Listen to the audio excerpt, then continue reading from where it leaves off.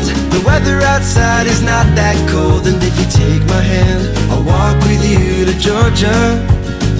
Hello and welcome to Country with Celine. I am your host, Celine Schmerke, and today we welcome Canadian country singer Lisa Nicole. You light up the room when you walk in. You say it out without talking. I can count on you to make it all okay. Lisa, how are you doing today? I'm fantastic. How are you? I'm doing great, thank you. Okay, so first thing first, let's talk about your latest single, Count on You. How has the response been? It's been good. Really good, especially when I play it live, which has only been once. I got great feedback.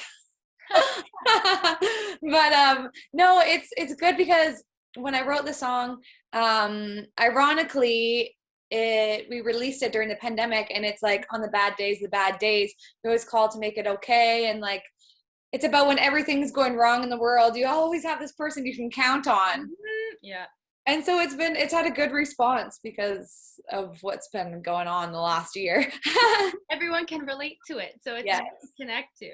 And now you have an album coming out. So that's going to be released on August 13th, and you have a new single that's going to be released July 23rd called Gypsy Girl.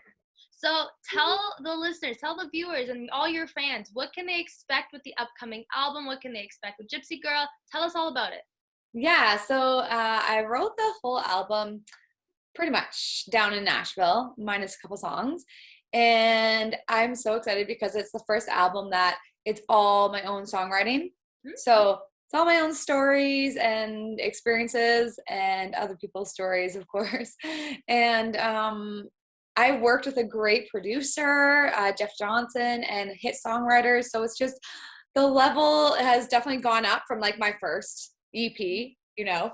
And I've got a couple heartbreak songs, but when I wrote this album, I wasn't going through a breakup. So they're different heartbreak songs. I have a song about my mom, and then I have a song about my good friend who lost her husband. So a couple sad songs. And then a lot of really uplifting songs like Gypsy Girl and Do Your Thing, which was last summer. That one's so fun. Another one that I'm not going to spoil quite yet. And then, of course, the Wait on Me and Count on You, which are like my kind of love songs that were inspired by my partner. And yeah, I'm so excited for it. Well, it's been a while since you did release like an actual EP, which was I think 2016 was the last time you released something. So, I mean, you had quite a bit of time to kind of perfect your sound and perfect the that you want to pursue, your persona, if that's you know, as an artist, like what you want to, it starts with a P. I can't think of it now. I'm kind of blanking, but it will come to me eventually. I think I know what you mean. Right? It's what you're trying to put out, you know? Yeah. I just can't, that word just, I had it then, you know, when it just lets go. But anyways, okay, so let's talk musical influences, because when you listen to songs growing up and artists, it all like kind of influences you as an artist, obviously, and that's like stuff that you kind of pull from like artists and how their flow of their songs go or how their lyrics are. Who are the artists that you like to kind of pull from and that you're really influenced by? Yeah, growing up, it was like Dolly Parton, Shania Twain. Shania Twain is like probably my biggest. I listened to her CDs on repeat for a long time. And then also Miranda Lambert, for sure, Carrie Underwood, a little bit of like the rock, like Janis Joplin. And then as over the last like 5 years, well, more than 5 years, like Taylor Swift, and also some like of the pop artists like Selena Gomez and Halsey and things like that. So I like most music. That's a good mix. Yeah. Shania Twain, that's so funny. I swear, the last couple interviews, like at least the last 3 out of 5, when I've asked that question, I've gotten Shania Twain. I'm like, yeah. So yeah, it's pretty crazy. She's an awesome artist, and her songs are so good. What would be your favorite? Oh my gosh, my favorite Shania Twain song? I don't have one. No, okay, wait. You know what? I love her very first album. What Made You Say That? It's like before her The Woman in Me album. It's like she's with a wolf on the cover. You're going back. Like way back. I love that song. But also like the Dixie Chicks too, or was always a big influence. And their last album was so good. Yeah. So, Well, you know, Shania Twain, I have to put this out there. yeah. Back when I was like maybe 9 years old, I would listen to her song called In My Car, and I would blast that song all the time. And the funny thing is, I was 9 years old. I did not drive. I did not have a car, but I blast that song all the time. Yeah, I know that one. Yeah. I'll be the driver. Yeah. Yeah. I don't know what it was. And now, like, that's my song when I'm in the car. It's like, don't tell me. Like, I'm the driver. Just shut your mouth, please. You know, I need to go back and re-listen to that. That's the Up album. Yeah, you know, Yeah.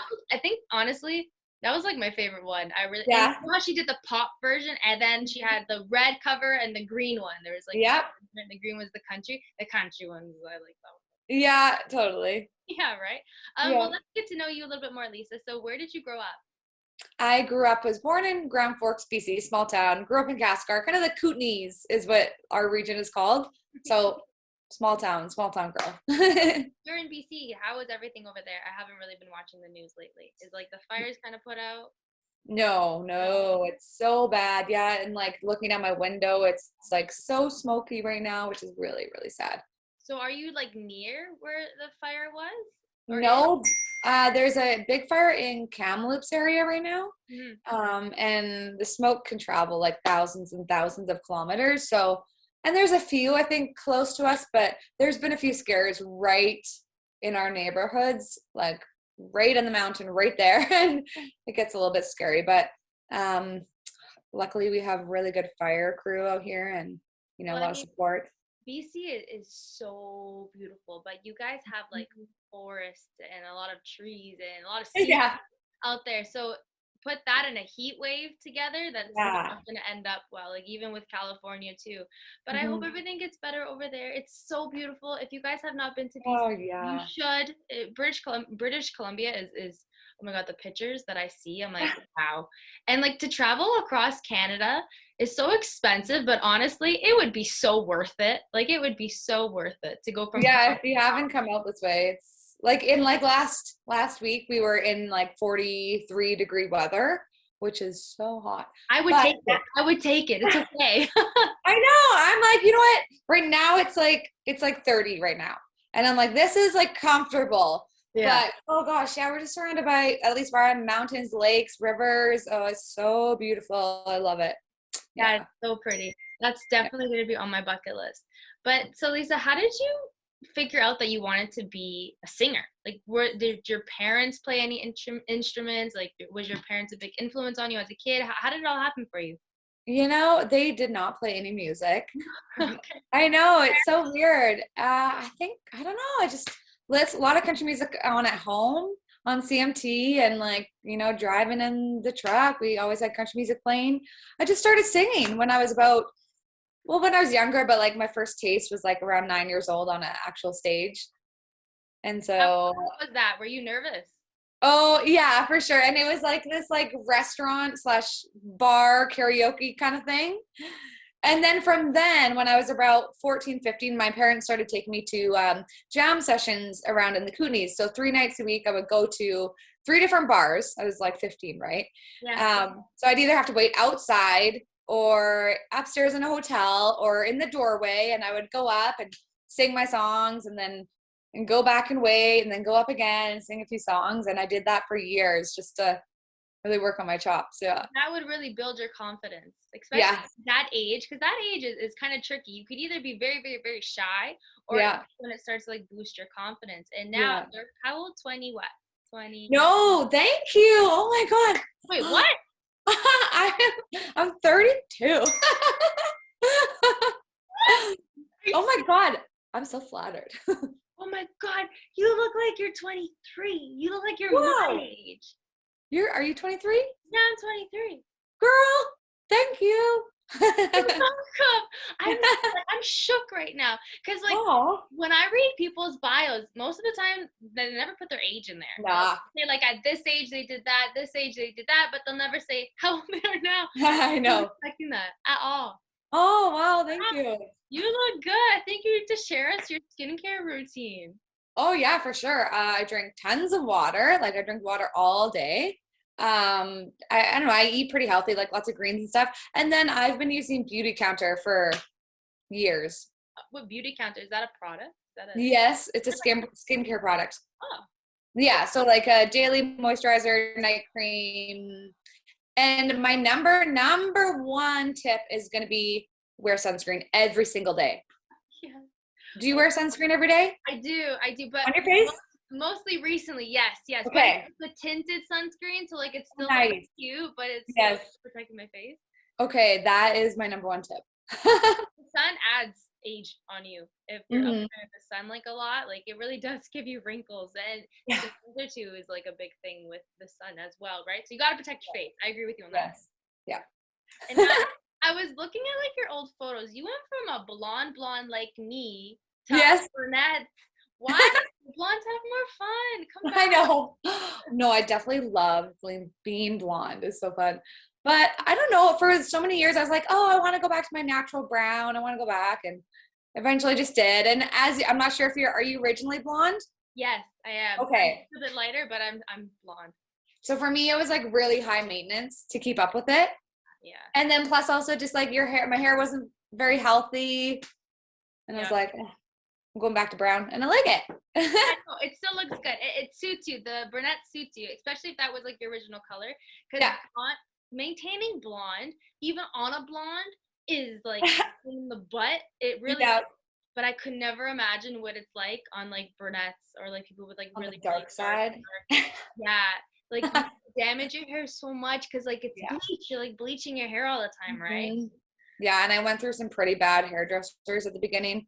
The first time I tried, it was like gold. And I was like crying. I was like, what is this? You need that purple shampoo to take that out. No, this was like no going back. It was bad. It was just bad experience. Okay, yeah, maybe let's never go to that hairdresser. No. In the beginning of this interview, you were also mentioning about performing Count on You. So you performed that. Well, are you gonna be performing a lot more, like towards like before the end of this year finishes? Like how is it? Everything's opening up over there, isn't it? Yeah, it's starting to open. Yeah, everything's opening up. And I have a few shows booked. I have my CD release show booked, which is super exciting. But things are still slow. Yeah. They're just slowly coming back, So yes, definitely. I think we're all hoping to get some tours going and stuff like that for sure. Of course. Hopefully everything can start like rolling again and normalizing again, because up here in Canada, we've kind of been like weird, awkward stage that like I know. Cross that line to like see. It's really odd.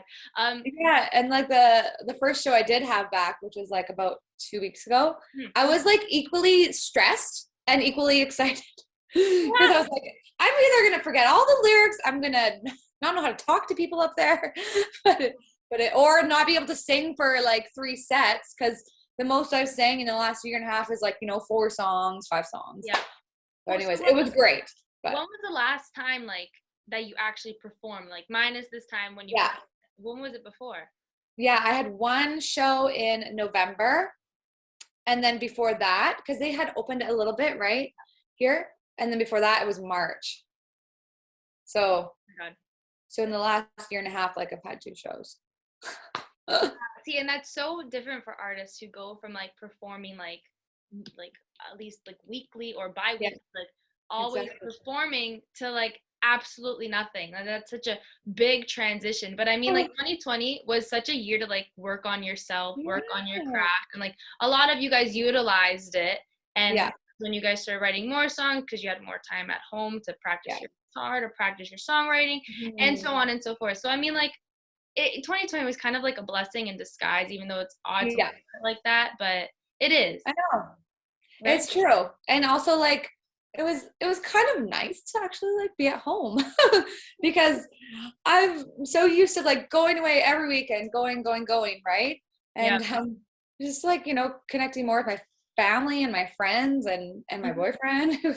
And like, But see, that's like a trying time because like when you're actually with your boyfriend, like for every day, especially if you live with the person, then it's like, do I really want to spend the rest of my life with this guy, or am I like sick of him? Like, you know? oh yeah, like it was definitely a transition for us because I was gone like all the time. And if I wasn't gone for every weekend, I'd be gone for weeks or months or whatever. So it was just like, okay, I am here every day. See my face here every day now. I'm not leaving. Yeah. Um, and now Nashville. Okay, we got to talk about Nashville because Nashville is the place to be, Yeah. especially for a country music artist. Do you have a place down there, or do you just travel back and forth right now? I just travel back and forth, but I do have one family that I kind of stay with consistently. So yeah. And it was, sorry. No, go ahead. Yeah, no, and it's such a cool family. They're all very musical, and the dad, he actually like tours with Taylor Swift, and so it was always lots of fun stories and music happening. So it was cool. I think you gotta rub shoulders with him some more. Yeah, I know. Oh, I tried. I did. Oh, you did? Okay, you had to have tried. Would you consider like moving down to Nashville for good, or would you just stay in BC forever? Oh, it's so tough. I love it there. And I did move down there temporarily for like a spring and summer 2 years ago, I guess now. And yeah, I love it. But I also love BC and I love Canada. Yeah, of course. I know. I know I'm kind of in that predicament too, where it's like kind of want to go to Nashville and like live there, but like kind of want to stay here with my family. So it's like, I know. but I mean, if you go for like a bit, like you said, you went for 2 seasons, like that's still nice. Then you get a nice, good taste if you actually want to stay there and like raise a family there or come back, like where your roots are, right? Yeah.